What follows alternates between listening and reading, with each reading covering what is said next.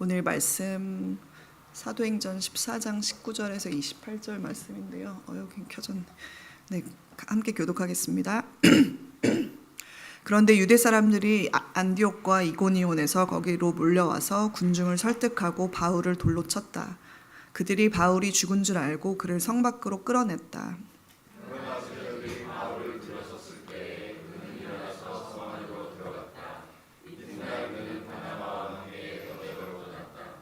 바울과 바나바는 그 성에서 복음을 전하여 많은 제자를 얻은 뒤에 루스드라와 이고니온과 안디옥으로 되돌아갔다.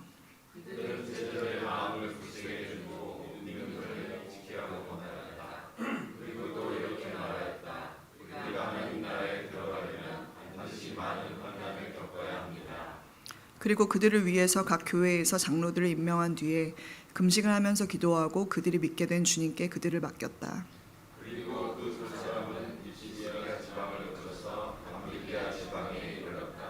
그들은 버가에서 말씀을 전한 뒤에 아달리아로 내려가서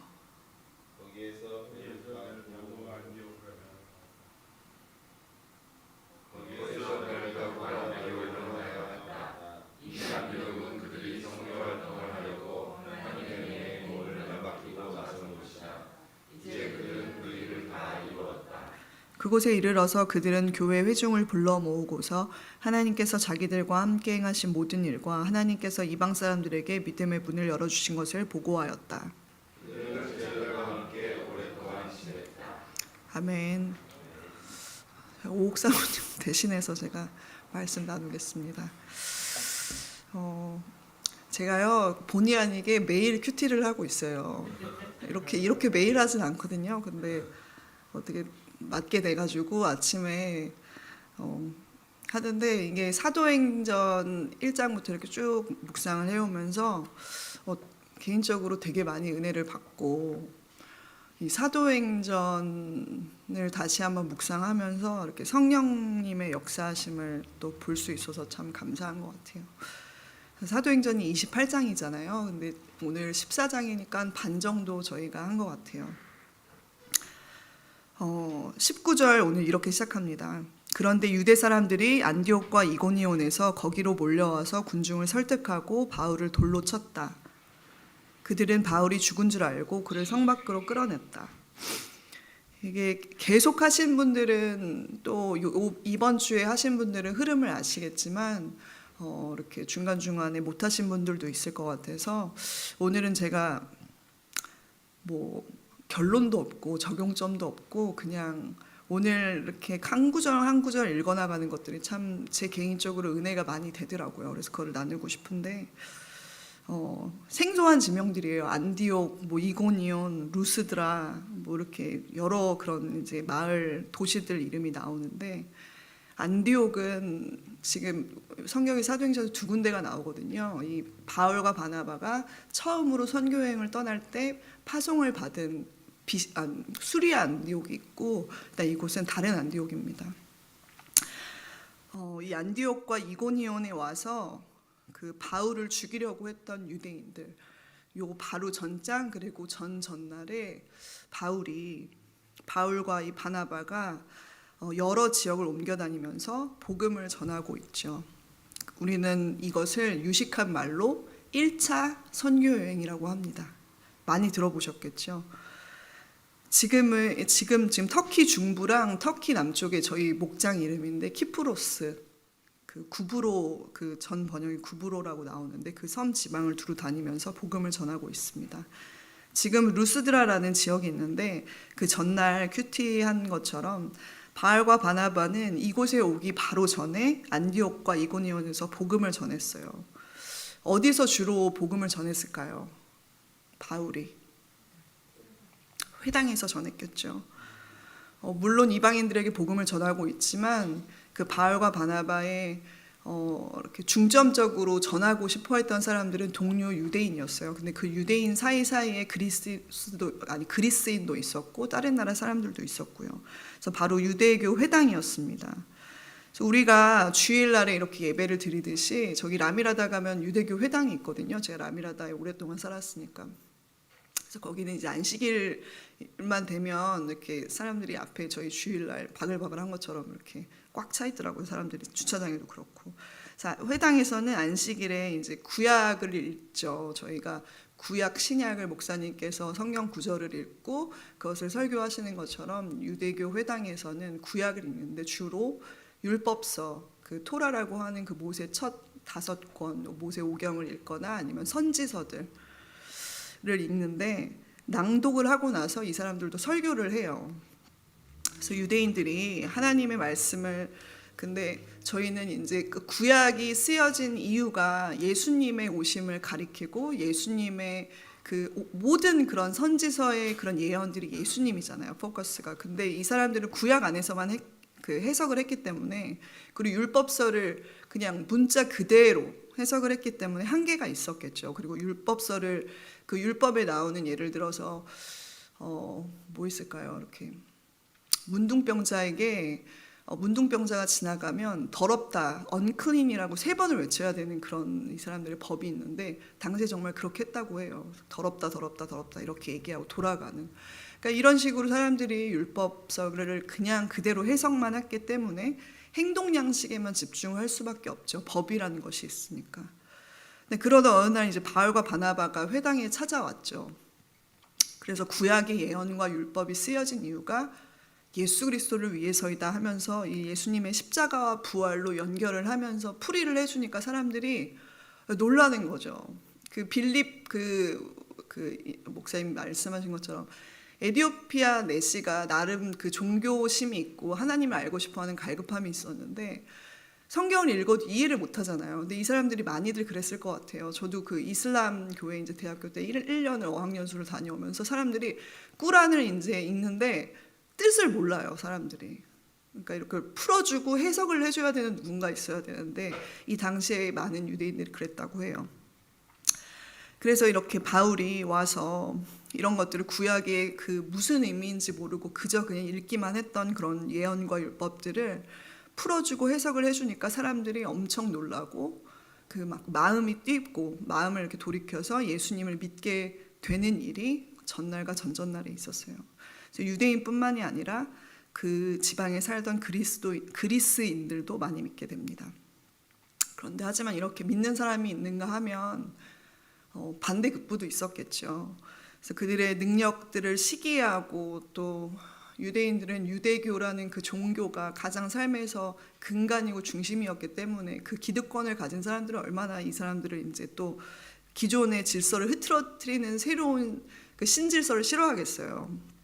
그래서 그 사람들로 하여금 모함해서 나쁜 감정들을 품게 하는 그런 반대 세력도 있었습니다. 그 사람들은 죽이려고 했겠죠. 바울을 돌로 쳐서 한번 죽이려고 했지만 바울과 바나바는 이제 그 옆 도시로 도망을 갑니다. 하지만 이들의 목숨을 위협해서 쫓아내면 이들의 사역이 중단될 것이라고 생각했던 그 사람들, 그 예상과는 달리 이들은 그곳에서도 왕성하게 계속해서 복음을 전합니다. 성령의 능력이 그들의 전도와 설교에서 말로만 나타나는 것이 아니라 기적과 표징이 따랐다고 해요. 그래서 바로 어제 발을 쓰지 못하는 지체 장애인을 고쳐서 벌떡 일어나게 하죠. 그렇게 기적을 베풀어서 그들이 전하는 은혜의 말씀을 하나님께서 확증해 주셨다고 이렇게 어제 말씀에 나옵니다. 그래서 그곳 이제 안디옥과 이고니온의 유대 반대 세력들이 저번에 못했던 그들을 죽여버리는 그 일을 이제 여기까지 쫓아와서 하죠. 그래서 바울을 돌로 쳤더니 이게 돌로 쳐 죽이는 게 참 아프대요. 제가 이게 제가 그 오픈도어 선교회라고 그 핍박받는 형제자매들 위한 선교회가 있거든요. 전 세계 이제 선교단체가 있는데 거기서 이제 뉴스레터가 오면은 그걸 가끔 읽고 기도를 할 때 돌로 쳐 죽이는 형벌이 지금도 암암리에 있기도 하고 이렇게 뭐 사우디아라비아나 이런데 이제 지역에서 명예살인이나 이런 것들을 할 때 최근까지도 이렇게 꽤 일어나는 일인데 이게 정말 아프대요. 아파갖고 기절을 해서 죽는다고 해요, 사람들이 보통. 근데 바울이 기절을 했나 봐요. 다행히 하나님이 죽이시지 않으시고 목숨은 이렇게 부지하게 해주셔서 바울이 기절을 한 것 같습니다. 기절했다고 나오진 않지만 사람들이 바울이 죽은 줄 알고 그를 성 밖으로 끌어냈다고 합니다. 그래서 쓰러진 바울을 제자들이 둘러쌌죠. 본문에 나와 있진 않지만 사람들이 어떻게 했을까요? 슬퍼하면서 살려달라고 기도하지 않았을까요? 제자들이 바울을 둘러섰을 때. 그런데 감사하게도 그의 정신이 돌아와서 일어나서 성 안으로 들어갔다가 다음날 또 다른 도시로 이동을 합니다. 정신이 든 바울, 아니면 돌에 맞고 있었던 바울, 그는 지난날에 자기가 떠오르지 않았을까요? 지금 상황처럼 복음을 전하는 그리스도인을 잡으러 지금 이 사람들 같이 가까운 옆 도시도 아니고 예루살렘에서 다마스커스 저기 위에 시리아 가려면 참 멀거든요. 걸어서 가려면. 근데 거기까지 믿는 자를 핍박하러 갔던 자신의 모습이 오버랩 됐을 것이고, 자신이 스데반을 돌로 쳐 죽였잖아요. 그리고 스데반의 죽음을 주동한 사람이었잖아요. 그래서 그 일을 계획하고 주동했던 자신의 모습이 이렇게 오버랩 되었을 것 같아요. 그래서 스데반은 하나님께서 순교에 이르게 하셨지만 바울은 자신을 살려주셨으니까 하나님께서 나에게 맡겨주시는 사명이 있겠다, 깊은 섭리가 있겠다, 이렇게 알고 그저 일어나서 그의 일을 계속 묵묵히 해나갑니다. 다음으로 옮긴 도시 더베에서 역시 복음을 전해서 많은 제자들을 얻어요. 돌에 맞아서 기절할 정도면 만신창이가 되어 있지 않을까요? 이 머리끝부터 발끝까지. 그런데 다음 도시로 떠나서 계속해서 할 일을 합니다. 그들은 바울을 돌로 쳐서 죽이려 했던 곳, 사실 실상은 이미 죽은 곳이나 다름이 없죠. 그리고 그 유대인들이 사는 곳, 전에 회당에서 복음을 전해서 믿는 유대인들이, 그리스도인들이 존재했던 그 세 곳으로 다시 돌아가요. 이렇게 계속 옮겨가면서 세 도시에서 전하고 세 도시에서 전하고 세 도시에서 전하는데, 그 돌에 맞은 그 장소에서 그 옆 도시로 갔다가 다시 돌아가는 거죠. 잠시 그것을 제 상상에는 그 돌에 맞은 몸을 조금 잠시 이렇게 치유하고 요양하는 시간을 갖지 않았나 싶어요. 그리고 몸이 어느 정도 회복되었을 때 다시 돌아갑니다. 호랑이 소굴로 가는 거잖아요. 자신의 생사와 죽음에 대한 두려움 없이 담대히 그곳으로 돌아가서 했던 일을 이런 척박한 환경에서 여전히 믿음의 싸움을 싸워야 했던 자신이 복음을 전하고 제자가 되었던 그 사람들을 다시 방문해서 그들을 격려해주고, 우리 오늘 말씀처럼 우리가 하나님 나라에 들어가려면 반드시 많은 환난을 겪어야 합니다. 꼭 그들의 마음과 믿음을 굳세게 해줍니다.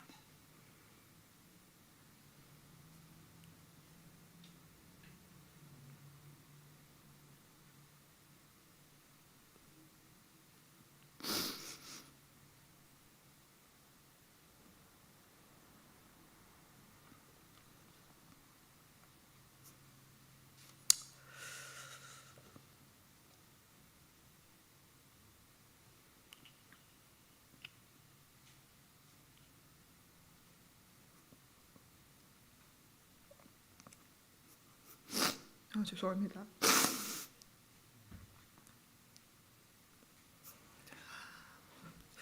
지금 다시 돌아간 것은 그냥 계속 새 도시에서 전하고 새 도시에서 전하고 복음을 그냥 이렇게 전하면 됐는데, 감사합니다.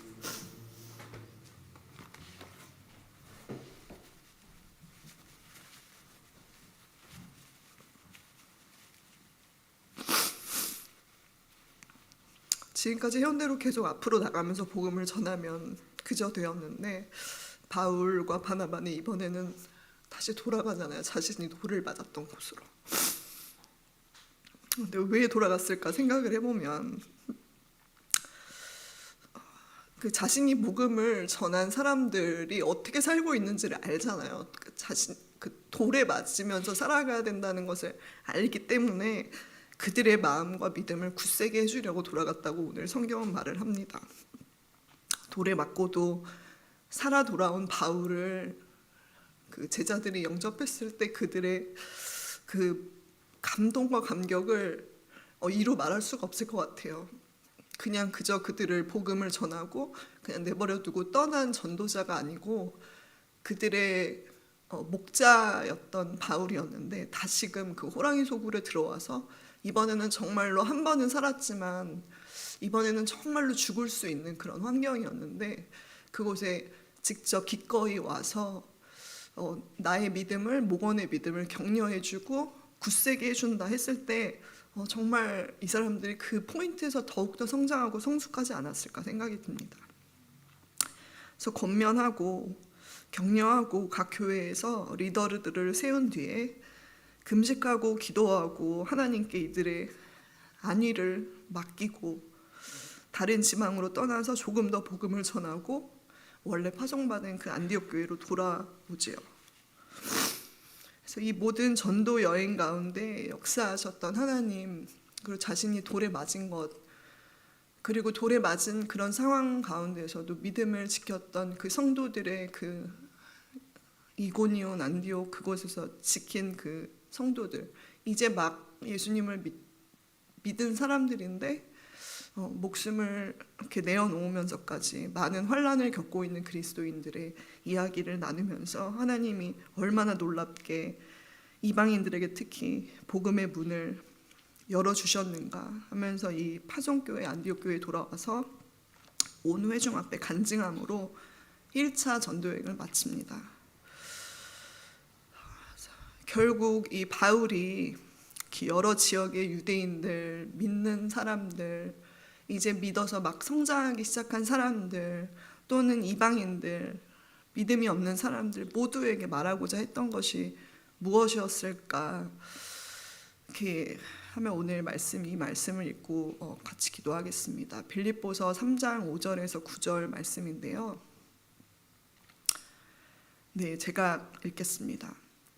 나는 8일 만에 할례를, 제가 개정개혁이라 갖고 8일 만에 할례를 받고 이스라엘 족속이요 베냐민 지파요 히브리인 중에 히브리인이요 율법으로는 바리새인이요 열심으로는 교회를 박해하고 율법의 의로는 흠이 없는 자라.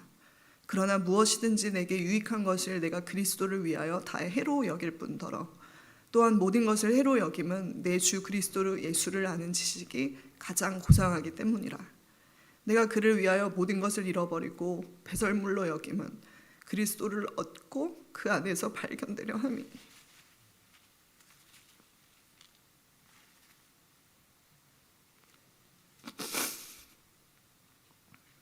내가 가진 의는 율법에서 난 것이 아니요 오직 그리스도를 믿는 믿음으로 말미암은 것이니 곧 믿음으로 하나님께로부터 나는 의라. 네, 같이 기도하겠습니다.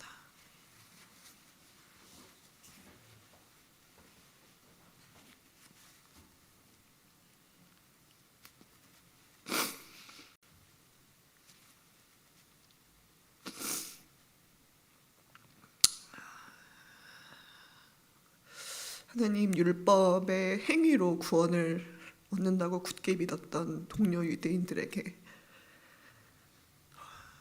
그리고 우리가 예수님을 믿지만 여전히 우리가 행동에 포커스하고 사람의 마음에 포커스하지 못하는 우리의 죄된 본성 가운데 하나님께서는 우리의 믿음이 우리의 행동에서 구원을 받은 것이 아니고 오직 예수 그리스도의 전적인 은혜로 우리를 살리신 것이라 말씀해 주셔서 감사합니다.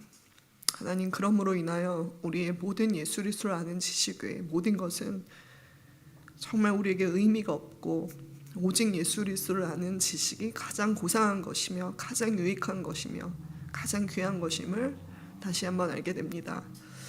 하나님, 바울이 자신이 돌로 쳐 맞을 때에 한때 자신이 돌로 또 치고 핍박했던 이런 것들이 오버랩되면서 지난날을 얼마나 회개하고 다시 한번 이 마음을 굳게 하며 복음을 위해 살리라, 이 땅끝까지 복음을 전하며 살리라 다짐했겠습니까? 하나님, 우리에게도 첫사랑을 허락하여 주시고 우리에게 뜨거운 은혜를 허락하여 주셔서 하나님, 과거의 십자가 부활의 그 은혜가 아니라 날마다 우리를 새롭게 해주셔서 날마다 첫사랑 가운데 감격하며 은혜로 살아갈 수 있도록 오직 예수 그리스도를 붙잡으며 살아갈 수 있도록 우리를 붙들어 주시옵소서. 귀하신 예수님의 이름으로 기도드렸습니다.